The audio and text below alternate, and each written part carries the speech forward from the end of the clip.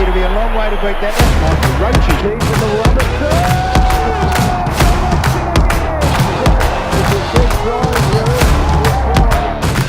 It's coming home. It's coming home, Ben. Miller, the curse is finally over. The curse is finally over. Remember, guys, we wrote the rules of the game. We wrote the rules back in, what was it, 150 years ago. We wrote the rules. This win is largely due to the support of you guys. Hey guys, we're back again. Russell Robertson live. Robertson! Out of nowhere! Robertson! Out of nowhere! Robertson! Out of nowhere! Every week it just gets better and better and better, that intro. Oh my God. Welcome back to Robbo Live for another week. It is, it's disappointing. It's disappointing the last couple of weeks. We need to get back on the winners list. Playing the Blues, a couple of ins, a couple of outs. I'm sure you've all seen them. G'day Barry, g'day Matthew, g'day Ruth, the usual suspects in the room. Yvonne, how are you? Say hi everybody if you're there. Let me know how good was David Neitz last week. It was absolutely fantastic to hear from him. Great interview. I really enjoyed it.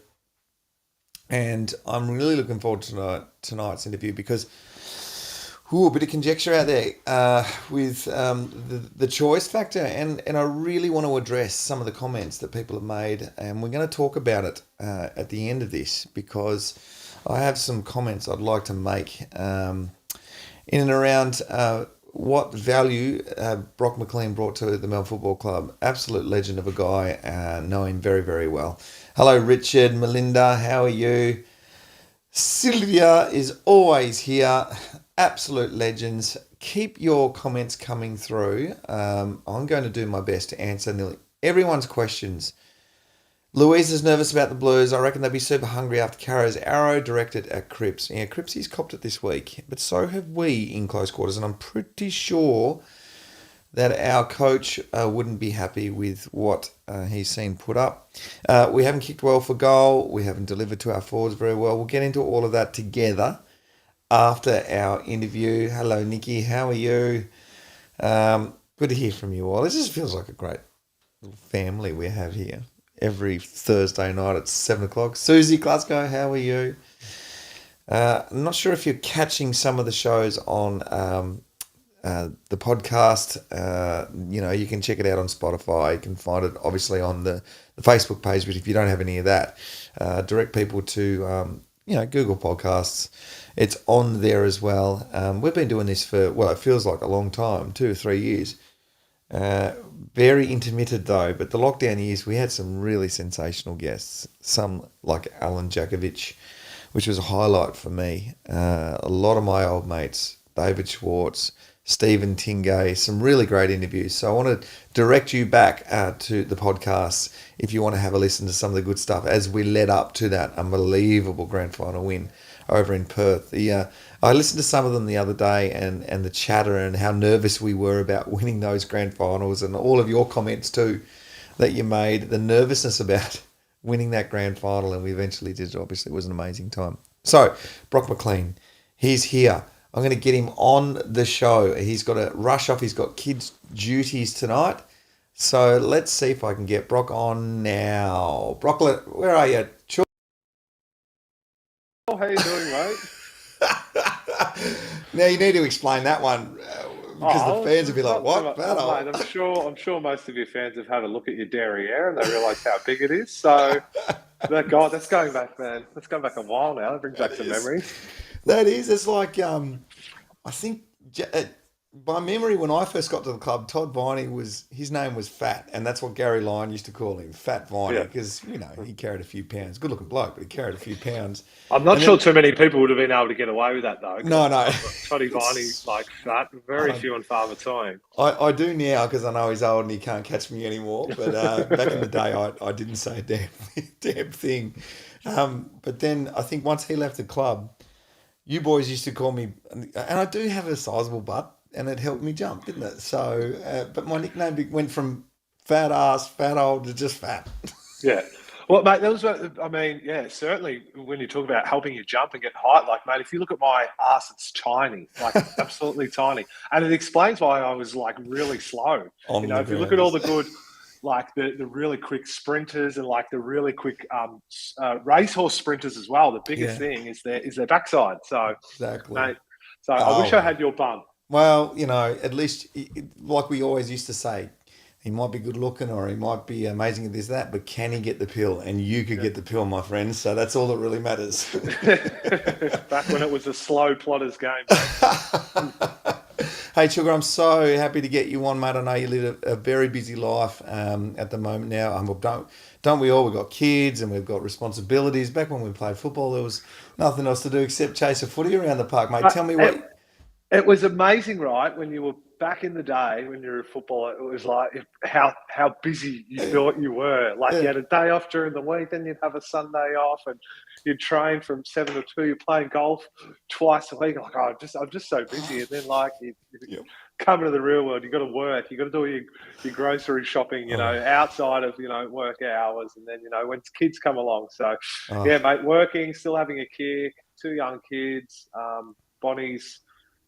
Bonnie will be 2.5 this yeah, month, and Camille will be 1 on July 24th, mate. So yeah, we're right in the trenches at the yeah, moment. So, and yeah. my wife is in Sydney this week. So You're yeah, doing it one out, all. one out with your kids, Oh, mate. It's good fun. It's good fun, but they're long days. oh, absolutely. It's worse when, I mean, it's not worse. I'm going to say it's just a little different when they grow up. Now, obviously, I've got teenagers now and they're into everything. So I feel sorry for our parents, mate, because though my mum and dad had 4 kids, I know your mum and dad had at least 2. They Yeah. might have, yeah. So the running around between, so it's basketball, but then straight after basketball to get you down to footy, and it's 3 of them, and it's rep, it's domestic, it's at least footy is a little bit sort of in the same area. But one minute we could be in Ballarat with basketball, and the other one's down South Gippsland. So it's just like, oh my Yeah, god, domestic, rep basketball was played a little bit when I was a kid, maybe up until under 14s.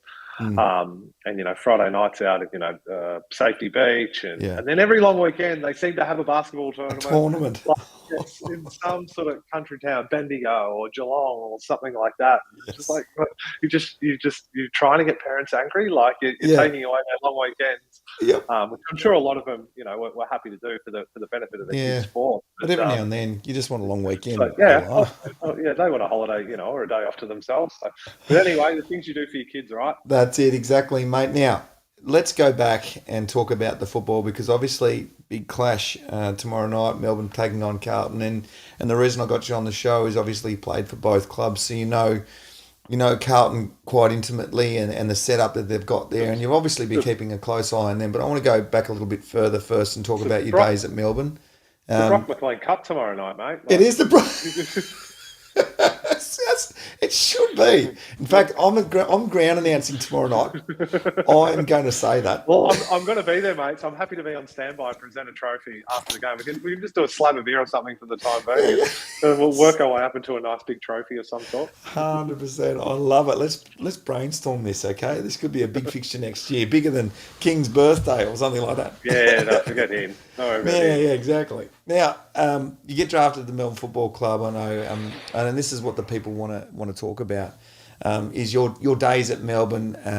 You came in and had an instant impact for the Melbourne Football Club. Jumped into that midfield group. You had a couple of issues with hamstrings and leg injuries along the way. I know at Carlton you certainly had a foot thing, but you were pretty consistent from the early days onwards, weren't you?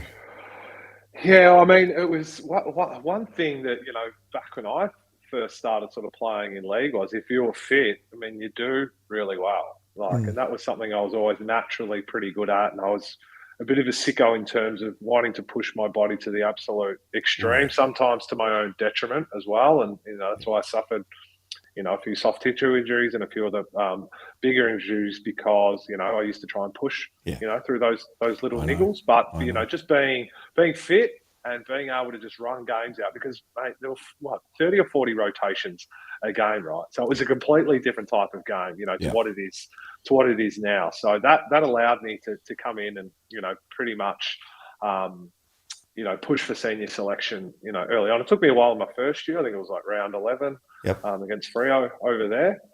But I think from then on, just being fit just gave you a really good opportunity, to be able to push your stake or push your claim for selection, week in, week out. And, what it's like when you're a kid, you dream about playing AFL footy. So I didn't care where I was. It was just, so much fun to be able to do, play footy for a living. Oh, mate, I will back that up. Brock McLean trained harder than anybody and played harder at the end of the season as well because there was this good balance. You've got footy's supposed to be fun, but this is the thing, isn't it, mate? So, like, you get to an AFL club and it was just in you to be, and I used to watch you train and there was, you bulletproof, mate. You used to go where, angels feared to tread in terms of hardness at the ball and set the standard on the track, but you also set the standard in having fun and enjoying your life outside of football too, didn't you? Yeah, look, I was very much an all or nothing person, right? So, anything, the saying that comes to mind is anything that's worth doing is worth overdoing. Moderation's for cowards. And that was exactly the way that I approached training. And it was exactly the way I approached off the field as well. And obviously that got me into a bit of trouble at times, and particularly post my career with all of my mental health challenges. It wasn't probably the greatest thing for me, but certainly we gave it a nudge at both ends of the spectrum, and what do they say, burning the candle at both ends. Now I want to talk a little bit about that, the mental health stuff as well a little bit later on. We've got to do this quickly because you've got to get away and look after kids too. I'm very aware of that without the wife being there, but there's so much we can cover, and I guess. I mean, we talk about Melbourne and we talk about Carlton, and I'm just reading some of the comments from the Melbourne people and the confusion in and around that time in 2009 that I was a part of and you were a part of. And I've been vocal about it too, but probably the thing with me was I was at the end of my career, and we know that. It was time for me to go. The game had, like you said, really gotten fast, and there was this other thing called frontal pressure that Aaron Davey created that ruined me. Behind the goals vision as well, I reckon, just ruined so many forwards' careries, right? Why aren't you chasing? Killed me. It's like, I mean, let's not go there because it's an awful story. The meetings I used to have with Dean Bailey in the last couple of years, he was just shaking his head like Neil Baum used to do and go, "What do you call that?" And I'd be sort of smiling, going, "Yeah, it looks pretty bad, doesn't it?" But Melbourne, and look, I really want to make a point of this because Melbourne was in a really, really bad place. And from someone that's 31, 32, it kind of sounds like sour grapes when you're getting, the lemon and sauce. But you're right in the middle of your prime, right? You're later 20s or mid-20s, and you're like, this is the time for me. And the great thing about you is Brock McLean plays to win, plays to get the best out of yourself. I'm out here to take you with me. And I agree with your sentiment at the time is that Melbourne wasn't necessarily playing that way for whatever reason that we don't need to get into and we don't need to name names. But it was a bit of an awful year, 08 or 09, yeah?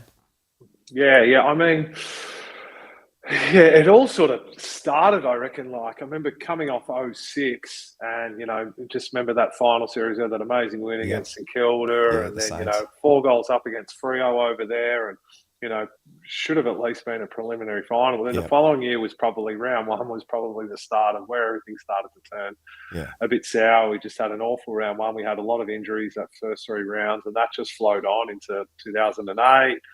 And then 2009. So as you said, we don't need to go into the nitty gritty of it all, but I mean, it's certainly as a player, it's challenging. Like it's challenging to go through those moments where you're going through experiences, or you're being asked to do something that just goes against everything that you stand for as a player, as a person, and just to toe the company line. I think that it was. So, Yeah. I mean, yeah, as I said, don't want to go back on too much of it, but you know, it's a challenging time for everyone, you know, involved, and you know, it's in the past now, and I'm just glad the club's in a position now where. Well, They got the monkey off the back of the premiership. You know, that's they're in a great place financially.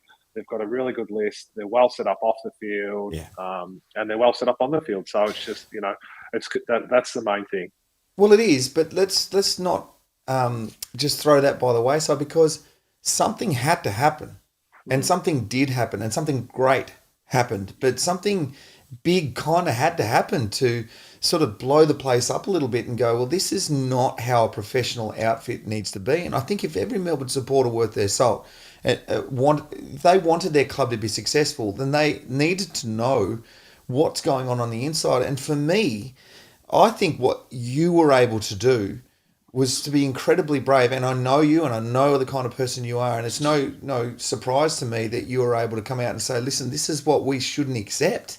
We should not accept this at any elite level. But also, you're a Melbourne person. I know that you're a Melbourne person, and it hurt you to see your football club and the people that you love, because Brock McLean, once he plays football with you, he's your friend. He's your friend for life, and he'll do absolutely anything for you. And there needed to be an agent for change. And I feel like you actually kind of were that person, because post what you were able to say and come out and say, the AFL sort of goes, hang on a second, this is not right. Next thing you know, we've got Peter Jackson, Paul Roos that rolls into Simon Goodwin, that rolls into, and I'm not saying that you won us the premiership, or any one person wins us the premiership, but something had to happen, and you were the one really that sort of put your hand up and said, hey, this is what's going on here.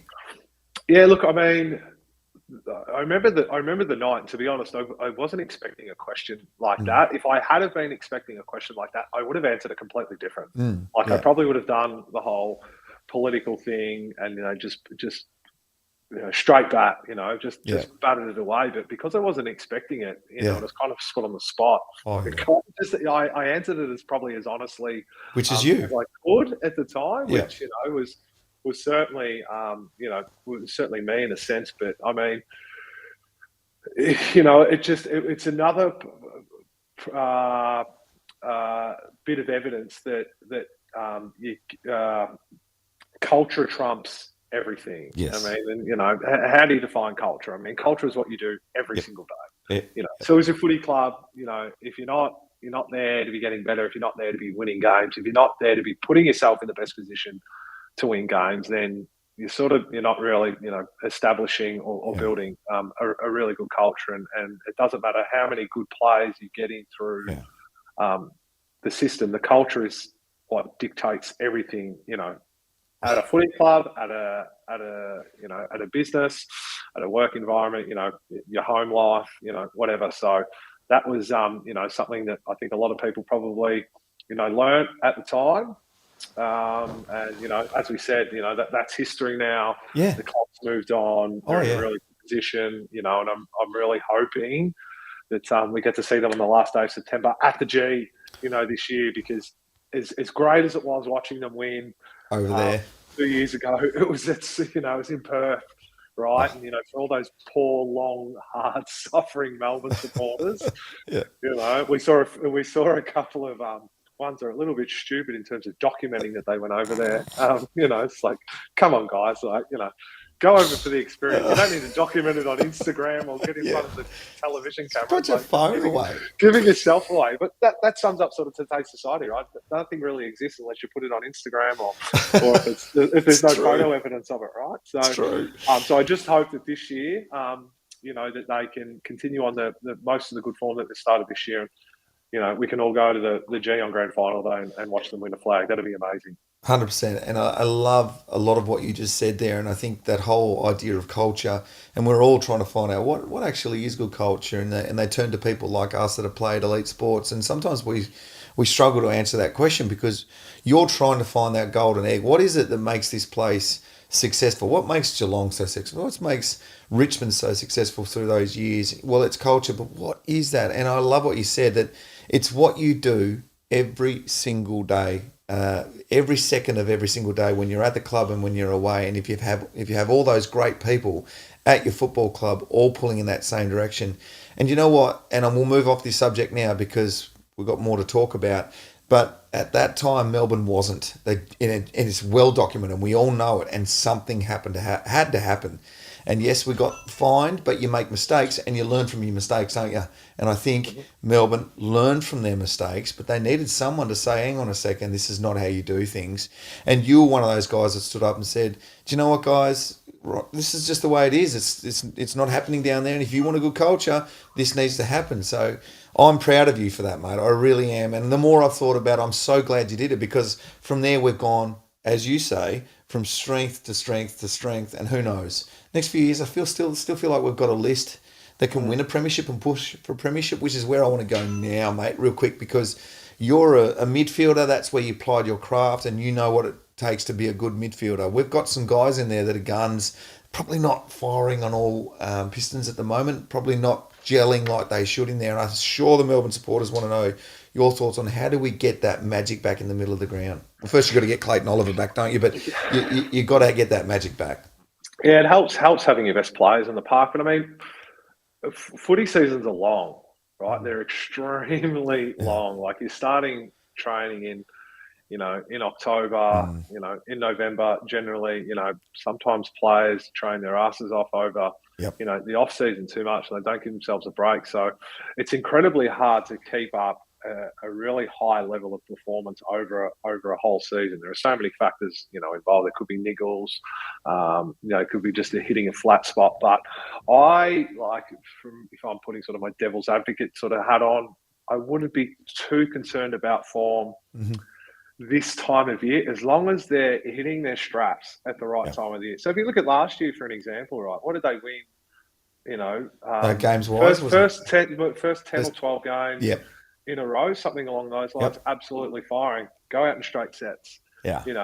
Like we're talking about Melbourne and Carlton. Carlton 8-2 after round 10, top of the ladder. Yeah. Miss out on finals on percentage, right? So it's all good and well, being, and you have to win enough games to be around the mark early on. But as long as those guys are coming into form, at the right time, and as a player, I mean, sometimes things don't click for whatever reason. Sometimes you can't put a finger on it. No one ever goes out there to deliberately, play bad. You might go through a couple of games as a bit of a flat spot. But I think, the key to it all is just to keep, not forget that you're a good player and to not have to try and reinvent the wheel when you've had a couple of bad games in a row. It's just, the basic things, the things that you do well, just keep doing them, because the wheel turns. Like it slowly turns, or it can quickly turn. Like that's just 100%. That's just footy. But you just got to keep doing the right things over and over and over again, and we get back to sort of culture and training well every day, and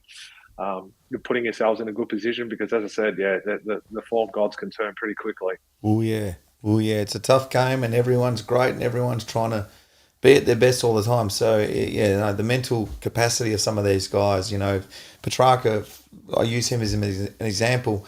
I think Clary's last 2 years and what he's been able to put together has been something sensational, and he probably is finding it challenging with the attention that he's getting. Petrarca always gets attention, but geez, some of the football and some of the things he's doing out there, not only is he doing that extra factor stuff, but he's also getting 34 possessions and 2 goals as a midfielder.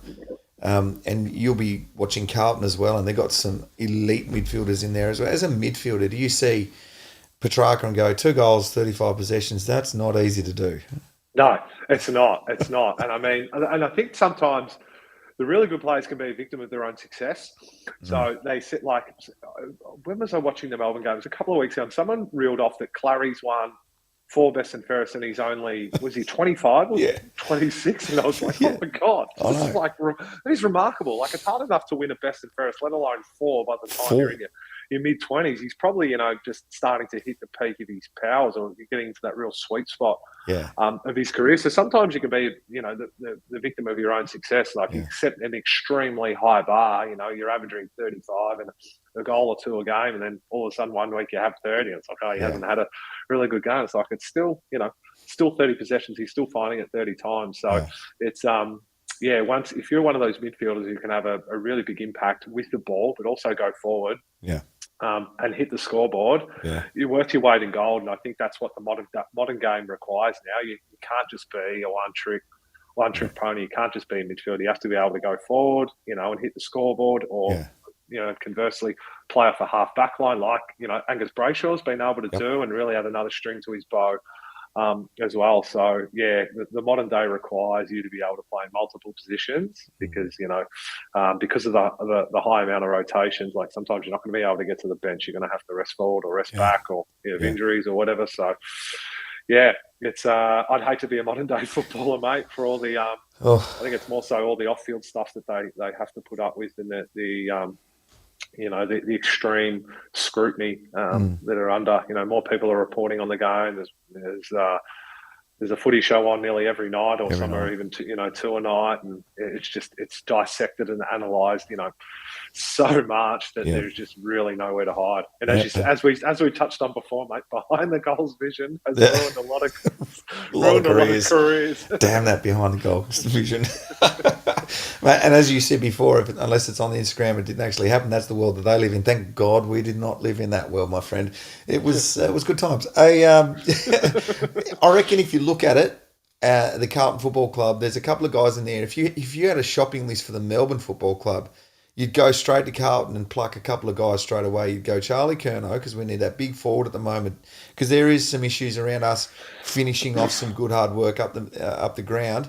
And then you'd go Paddy Cripps. That tall, he's coming under fire at the moment. So I want you to talk a little bit about Carlton now and those guys. What a list they have, but they haven't been able to find that form that they've been looking for too. Yeah, I mean, you hit the nail on the head. Like the first guy you would pluck from Carlton's list is Charlie Curnow. Like he's a generational talent. What he's able to do.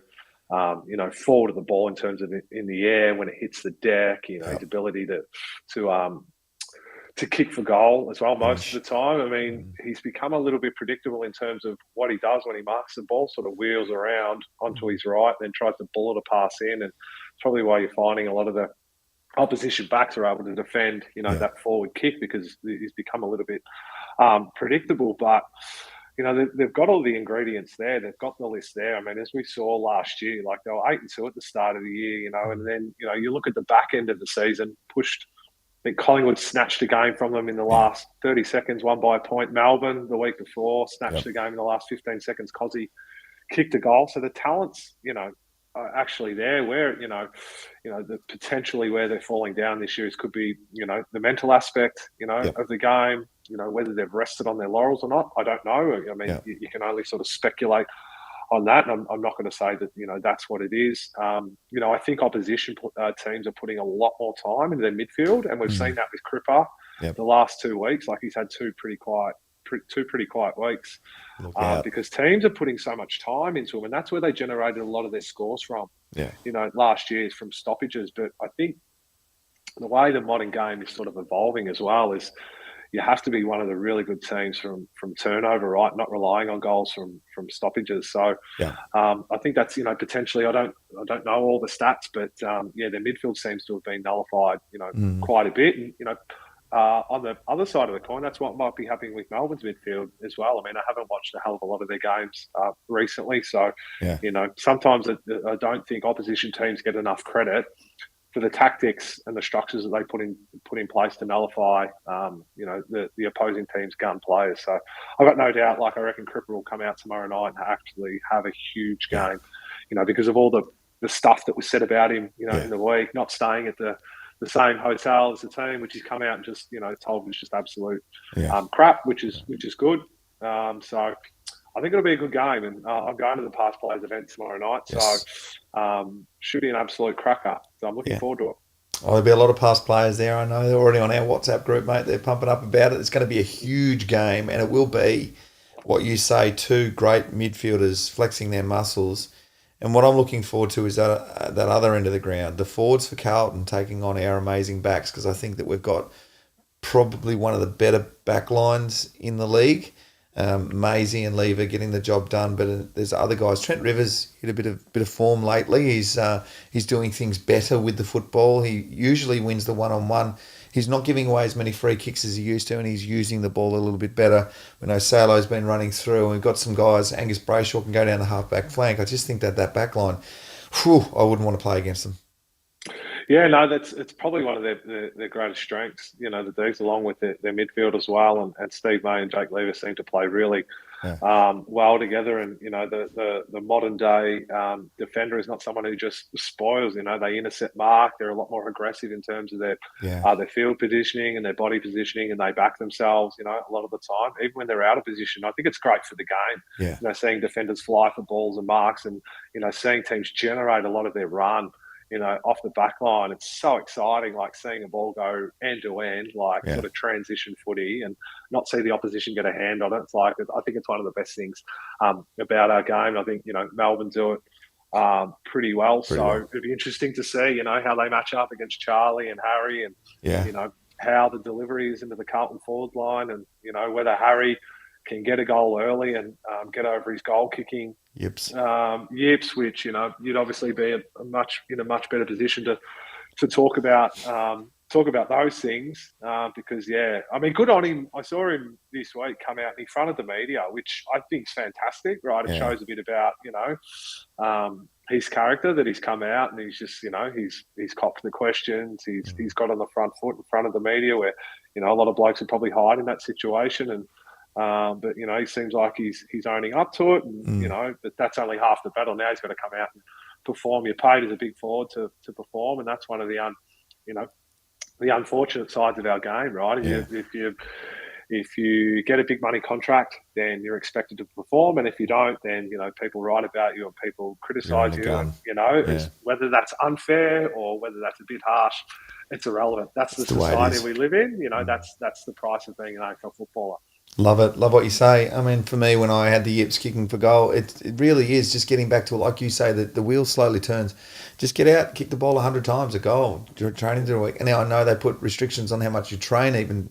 But when someone like him, who is paid to kick goals, I'd be letting him just get out there, go and kick 100, and just understand that if you miss a first goal, you'll get the next one. You'll get the next one. So, it's not about what you just did. It's about what you're going to do next. It's the next goal that's important, not just then. And I mean, you spoke about that. Like, I remember watching you, like, before trainings, go out and kick, literally dragging the wheelie bin by yourself and kicking balls, and then going to the end, filling it up again, and going out. And that's how you perfect technique through muscle memory, doing something over and over and over again. And that's one thing that drives me nuts about sort of the modern day thing is this, we've got to wrap guys, in cotton wool to protect their body. Well, if they're not working on their craft, like how can they get better? I understand from a injury protecting standpoint of the body perspective or an injury, but I mean, if the guy's out there and not kicking goals, then he might as well be injured, because he's useless to the team. He's paid as a forward. Needs to kick goals, and I'm not having a go at Harry at all. It's just you can only get better through practicing. You can't sort of wish to get better or hope to get better, or sit inside and say, I hope I kick goals this week. Like, confidence comes from doing the same thing over and over and over and over and over again, and developing a technique. And so when it comes to on field, like comes to game day, you're in that muscle memory, and if you're shanking them, then it could be more between the ears. Than a physical perspective. But at least if you're out there kicking 200 balls a week at goal, at least you're doing everything You've from done a the physical work. capacity, to put yourself in a position to kick goals. Love it. I mean, for me, that's what it was. It was like, and it wasn't natural for me to be mentally strong and execute the skill, because I could be, from time to time, a little bit mentally fragile. In my early days, I got a lot better at it. I didn't necessarily cope with negative feedback that well, but it's something that I had to master, and I mastered it by becoming really good at my craft, which was I needed to kick 100 shots every single training session. And for me, it was that cathartic thing of getting out there. I'm doing what I'm supposed to do, and I miss it in my life now. I miss that. I play guitar a lot, and that's probably something that I find that, if I'm doing that, I feel like I'm getting better. And men, I feel like need that real need to get better at what you're doing, and it's by doing it that rule of 100, isn't it? Do it 100 times and you're improving. And for this guy, I mean, he's such a big lad, isn't he? And it's a long way down to his foot. But, it's that mental thing that you talk about, and you're spot on. It's only mental. Michael Jordan famously says, in games, missing a shot, people put too much into it. You got to understand that if you miss a shot, we all still love you. It didn't really matter that much. What it is an opportunity. It's an opportunity to get into the gym and work on that shot so that next time you give yourself every chance to make that shot. This is something that you've worked really hard on in your post-football life, is mental strength, and you've gone through some well-documented struggles. Just a quick touch on all of that and how you're doing now and what you've found in your post-football life that helps you get by, because I'm sure we all have our down times. You've had yours.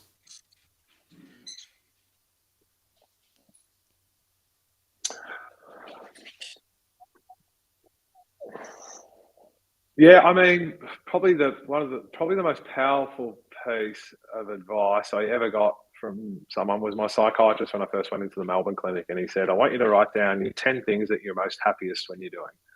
And these are things that you can do right away. They don't cost you any money. These are your natural antidepressants. These are going to be far more effective and powerful than taking a pill or going to a therapy session. This is something that when you're in it, feeling like you're struggling, or you're in a cycle of depression, that you can just get up and automatically do. So for me, one was getting up and playing with my dog. Another one was exercise. Another one was hanging out with my mates.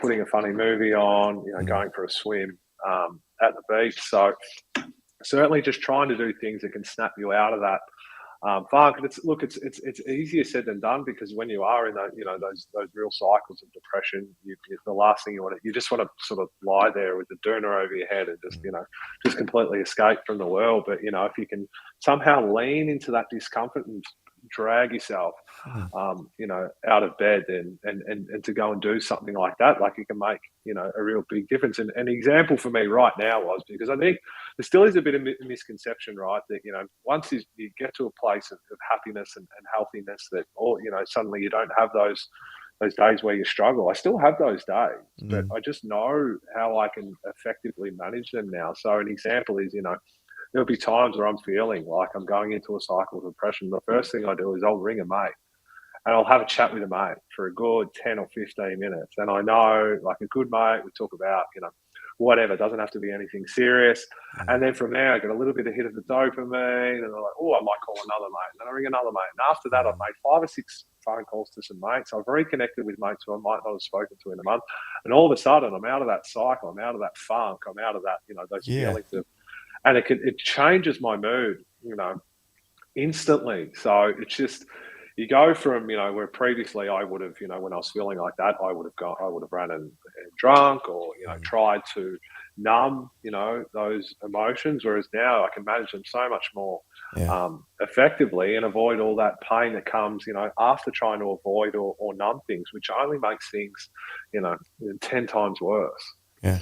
Oh, mate, I love a lot of things that you've said in this little chat together. I love that. I think the best thing that you've said is lean into your sadness, and it doesn't have to be sadness. It could be anything. Lean into your problems. Lean into the things that you aren't good at. Lean into them, accept them, understand that they're there, and you've got some ways and means to work through those things with some help.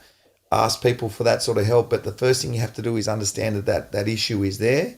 Lean into it, embrace it, and then work through the problem. I think you're doing an amazing job, mate. You speak so well. I wish I could talk to you for another hour, mate, but I know we're on time restrictions here, and we've got a game to get to tomorrow night to enjoy. Mate, I'm going to jump up that room and have a beer with you. How does that sound? Yeah, perfect, mate. I'd love that. It'd be great to catch up again, pal. What is the Brock McLean Cup? The Brock McLean Cup, mate. Be there or be square. It's sell out already. I think they're all rushing to the Ticketmaster now. Get your tickets. Chuka McLean, love speaking to you, brother. Go well. I'll be seeing you soon, of course. Thanks for your time, brother. Thanks, Fathole Robertson. Good to speak to you, mate. See you, man. See you, mate. Take it easy. Bye. I'm going to go over here and get myself a whiskey. Nice, mate. Enjoy. No, mate, that was absolutely sensational. So much. Yep. in that was brilliant. That's all I really want, mate. So Yep. thank you. Perfect, mate. No, my pleasure. Thanks for having me on, mate. Really enjoy it. We'll see you. See you, I'll Chil. see you tomorrow, mate. Bye. Bye, brother. Oh, no, actually, yeah. Listen, I know that there was a school of thought during the week. Love all the comments, guys. During the week when I solicited that we were going to be interviewing Brock, that as Josh says there, Brock sold the club out, bro. And look, okay, there is that school of thought with Brock, but I think we all need to move on from that and understand what the effect was. Just as we were speaking about there was a whole lot that Brock just said that I just absolutely loved, and I know him as a person and his family and where he came from, and obviously when you're playing AFL football, you're living in the pockets of the guys that you're with, the 40 odd guys that you're with, right? And you know them intimately. And I know Brock and he knows me, and I wasn't surprised by what he said because it was going on. Josh, it was going on. It happened. We know what we did. And people have, whether they were rightly or wrongly accused and found guilty, moved on. I'm not here to point fingers and witch hunt or do anything like that. But we know in 2009, there were some things happening at our club that weren't right, and they did not create a culture. And you can disagree with me, Josh. You weren't there. I was there. I was within that club, and I know what was going on. And since Brock spoke up, when he spoke up, things changed. Things happened.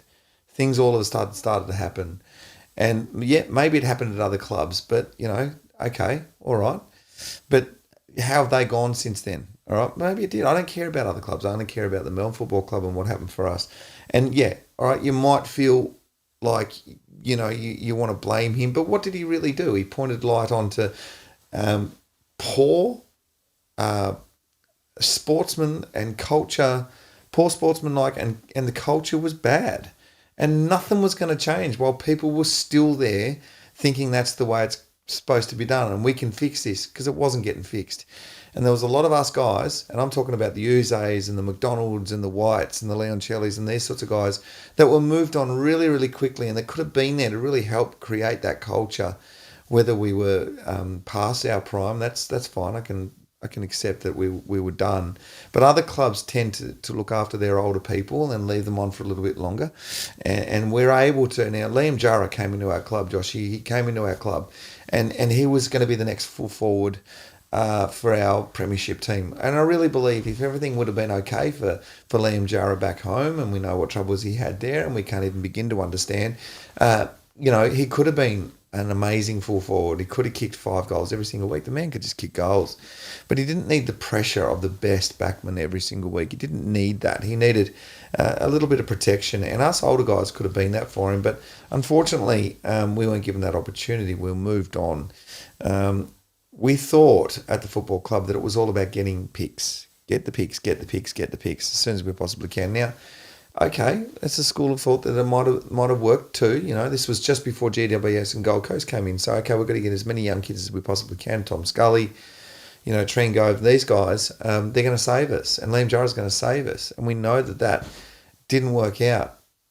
Playing to lose didn't work out, It just didn't work out. And Brock called it and said, you know what, this is what's happened, and I don't believe it. Good on you, Josh. I really appreciate that feedback, mate. And it does feel like at the time when it happened, mate, that yeah, okay, this guy's talking about our club and he's hurting us. We're getting fined or whatever. But do you know what he ultimately did? He enacted change. And it had to happen that way. It had to happen brutally. And change did occur at our football club. We decided, and we didn't decide, the AFL decided to send somebody in, and whether that was us or whether it was the AFL, again, we can argue about that, but we got Peter Jackson, who rolls into Paul Roos, and the work that Peter Jackson did to get Paul Roos. Oh my God, talk about strategy. I know the stories of how he got Roosie out of Sydney and down into Melbourne and coaching this. It was unbelievable, and I'd love to tell you that story sometime. Almost had these young players like Jonesy almost crying about, how hard it has been here please come and help us. And Jacko, with profiling and knowing Roosie, knew that Roosie would hear these young men almost dying, just wanting to get better and wanting someone to come and fix this club and help us, someone of clout and someone who's proven, someone who's won premierships. And Roosie walked out of the meeting and rang Jacko and said, righto, I can't say no, I have to come, I have to help these young men. And we got Roosie, and Roosie says, well, maybe I'm not your premiership coach next, but we need to get some good people in. Along with Jacko, they go and get Simon Goodwin. And not just Simon Goodwin, but all those assistant coaches as well. And they come and we get better. And the board, we have a new board. Some people stay, but most of them leave. And we get these guys that create a new sort of culture. The culture changes. And then we finally break the drought. Now, is it Brock McLean's, is it because of him? It's a long bow to it's a long stretch to say that it's all because of Brock McLean, but things like that needed to happen to our football club. And I tell you, I think it's worth it to pick up that Premiership Cup when it came back to Melbourne and we came out of lockdown. Hey, some amazing stuff that I know about this Melbourne Football Club that a lot of you probably don't. You've probably heard whispers about. But ultimately, at the end of the day, Peter Jackson said, football clubs are two things only. And we can get all about podcasts like this from past players and the media on Fox Footy and whatever we see on the news and all these shows. We can buy into all of that stuff. But at the end of the day, football clubs are two things. It's players out on the field trying to win the game for you, and it's supporters. Now that's why you saw the passion from me in the intro. This premiership is for our supporters, because wow, some of the stuff that we went through, and when I was a player, what you went through, and before my time when we almost made it through the early 90s and 88 and those years against them tremendous clubs, West Coast, we could have beaten those clubs, but we just were always just not quite, Jimmy Stein's running through the mark. That's the whole story of the Melbourne Football Club. It's been hard and it got really good, but we had to go to the absolute depths of low to get there. And I only wish that we'd gone through that a little bit earlier so that I might have been able to be a part of a premiership team. 98, yeah, Josh, was a great year. Great year. Neil Danaher came on the scene. I remember my first meeting with Neil Danaher. He was at the Junction Oval. I'd come in, this is before pre-season had actually started. I came into the club for whatever reason to do some training.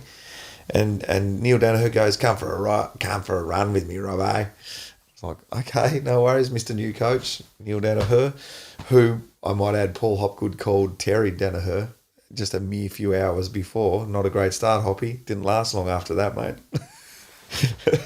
But then I go for a run around Albert Park Lake with Neil Danaher, and every now and then he'd say, I want you to run as hard as you can for 5 minutes and come back to me.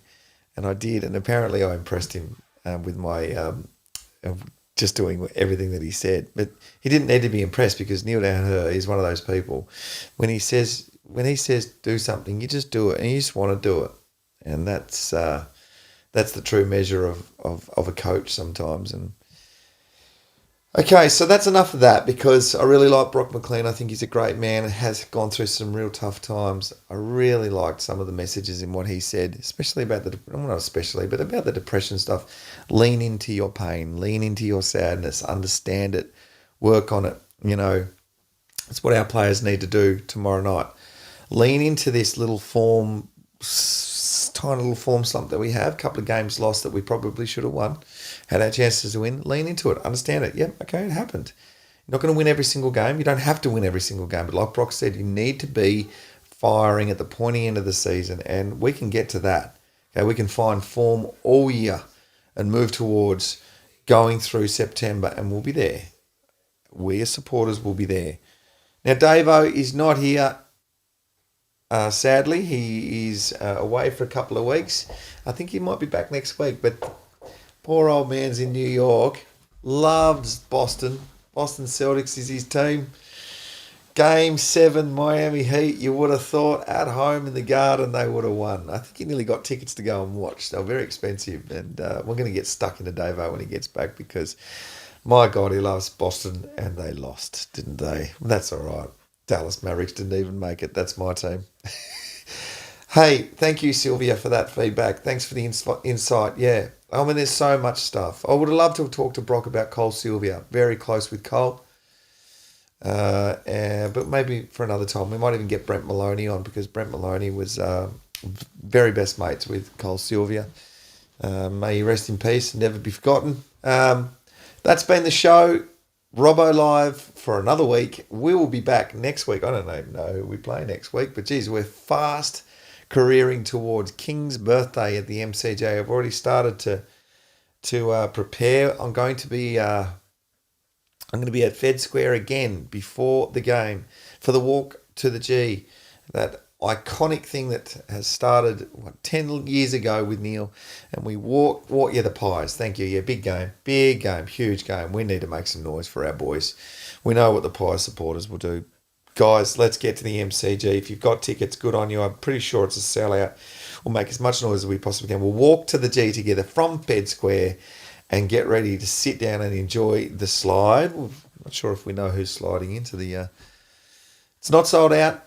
It's not sold on our defence. It's a bit off. Goals from stoppages in back 50 have cost us a couple of games at teams. I love the comments, guys. Love them. They flick through so fast and I get a little distracted. But it's our home game, Joshy. It is. Thank you, Jackie. On you, bro. Yep. Love it. Love the chat. See you next week for Robbo Live. Bye, guys. Bye.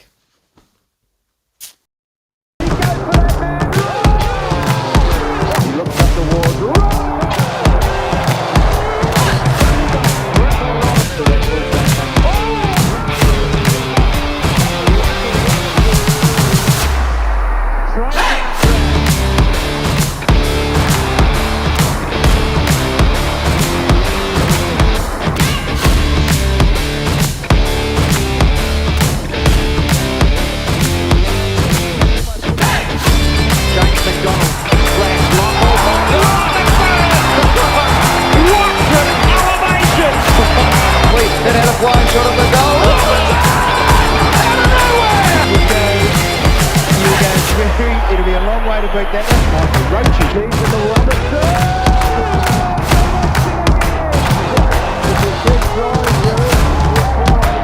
Robertson. It's coming home. It's coming home, Ben. Miller, the curse is finally over. The curse is finally over. Remember, guys, we wrote the rules of the game. We wrote the rules back in, or was it 150 years ago? We wrote the rules. This win is largely due to the support of you guys. Hey guys, we're back again. Russell Robertson live. Robertson! Out of nowhere! Robertson!